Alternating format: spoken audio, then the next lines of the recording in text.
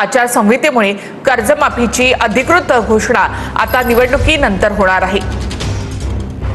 2 लाखापर्यंतचं कर्ज माफ होणार आहे। सरकारनं हा निर्णय घेतलाय। नमस्कार शेतकरी मित्रांनो, कर्जमाफीबद्दल मोठी बातमी आलेली आहे। कर्जमाफीचे निकष आणि यादी जाहीर करण्यात आलेली आहे। शेतकरी मित्रांनो, तुमच्यासाठी मोठी बात, कर्जमाफीबद्दल अद्याप जर घोषणा बघितली नसेल तर ही मोठी घोषणा निघून आलेली आहे। कारण की अहिल्यादेवी पुण्यश्लोक होळकर कर्जमाफी आलेली आहे आणि यासाठी आता यादी जाहीर करण्यात आलेली आहे। शेती पिकासाठी कर्ज काढलेल्या शेतकरी बांधवांसाठी मुख्यमंत्री देवेंद्र फडणवीस यांनी 2 लाख रुपयांच्या कर्जमाफीवर शिक्कामोर्फत केला आहे। कर्जमाफी सरसकट केली जाणार नाही, परंतु पहिल्या टप्प्यात अधिकृत यादी जाहीर होत आहे। परंतु शेतकऱ्यांना कर्जमुक्ती प्राधान्य दिले जात आहे, कारण की शेतकरी कर्जमाफी ही महत्त्वाची पैलू ठरेल। पहिल्या टप्प्यातील यादीत अमरावती आणि धाराशिव जिल्ह्यांचा समावेश करण्यात आला असून तिथे पहिल्या टप्प्यात प्रक्रियेला निधी जमा होण्यास सुरुवात होईल। उर्वरित 18 जिल्ह्यांची कर्जमाफी पुढील टप्प्यात पूर्ण केली जाईल, असे मुख्यमंत्री यांनी स्पष्ट केले असून 2 लाख रुपयापर्यंत कर्ज असलेल्या शेतकऱ्यांना यातून मोठा आर्थिक दिलासा मिळणार आहे।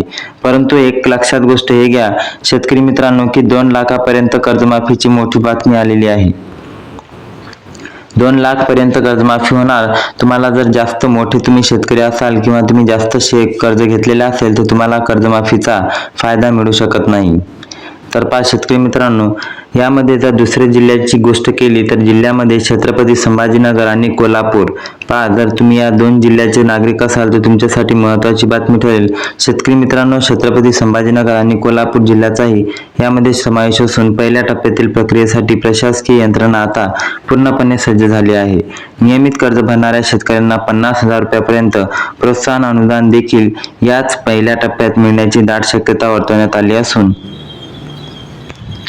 कर्जमाफीचा या विशेष यादीत जळगाव, नंदुरबार आणि नांदेड या जिल्ह्यांचा उल्लेख असून पहिल्या टप्प्यामध्ये येथील शेतकरी कर्जमुक्ती होतील। बँकेने आता लाभार्थ्यांची यादी अंतिम केली असून पडताळणीचे काम युद्धपातळीवर सुरू आहे। 18 जिल्ह्यांची यशस्वी प्रक्रिया होताच उरलेल्या शेतकऱ्यांच्या कर्जमाफीला गती मिळाली जाणार आहे। पडताळणीनंतर जर बघितलं तर बीड, बुलढाणा आणि वाशिम या जिल्ह्यातील शेतकऱ्यांची नावे असून त्यांना पहिल्या टप्प्यातील यादीनुसार लाभ मिळणार आहे। ज्यांनी शेती पिकासाठी कर्ज घेतले आहे त्यांनाच या यादीत स्थान देण्यात आले आहे। श्रीमंत शेतकऱ्यांना या प्रक्रियेतून बाहेर काढले जाणार असल्यामुळेच वेगळे गरजू आणि पात्र शेतकऱ्यांनाच याचा फायदा मिळणार आहे, अशी सुद्धा सूत्राकडून माहिती मिळालेली आहे। आणि पहिल्या टप्प्यात पुढे अकोला, यवतमाळ आणि वर्धा जिल्ह्यांचा समावेश असून या जिल्ह्यातील बँका आता कर्जमुक्तीसाठी सज्ज झाल्या आहे। यानंतर प्रशासनाचे पूर्ण लक्ष दुसऱ्या टप्प्यातील 18 जिल्ह्याकडे वळणार असून त्यांची प्रक्रिया योग्य वेळी पार पडेल। राज्यातील एकही पात्र शेतकरी या योजनेपासून वंचित राहणार नाही, अशी ग्वाही राज्य सरकारने देण्यात आली असून प्रक्रियेनंतर नागपूर, भंडारा आणि गोंदिया जिल्ह्यातील शेतकऱ्यांना देखील पहिल्या टप्प्यात स्थान मिळाले असून ही मोठी आनंदाची वार्ता त्यांच्यासाठी आहे। पडताळणी पूर्ण होताच थेट त्यांना लाभ डीबीटी द्वारे शेतकरी मित्रांनो, डीबीटी द्वारे हा लाभ मिळणार आहे, म्हणून तुम्हाला तुमची डीबीटी ही महत्त्वाची ठरेल। बँकेत लिंकिंग करून ठेवणे आवश्यक ठरेल। या माध्यमातून निधी बँकेकडे वर्ग केला जाईल। दुष्काळी आणि गरजू भागाला प्राधान्य दिल्याने ग्रामीण व्यवस्थेला आता नवीन उभारी मिळणार असल्याचे स्पष्ट केलेले आहे, असे मुख्यमंत्री साहेब बोलत होते। यादीत शेवटचे जिल्हे म्हणजे गडचिरोली, चंद्रपूर आणि हिंगोली असून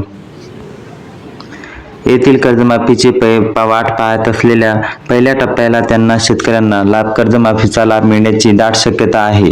या 18 जिल्ह्यांची नावे पहिल्या यादीत असून त्यांनी काळजी करू नये, कारण त्यांचे कर्ज दुसऱ्या टप्प्यात 100% माफ केले जाईल।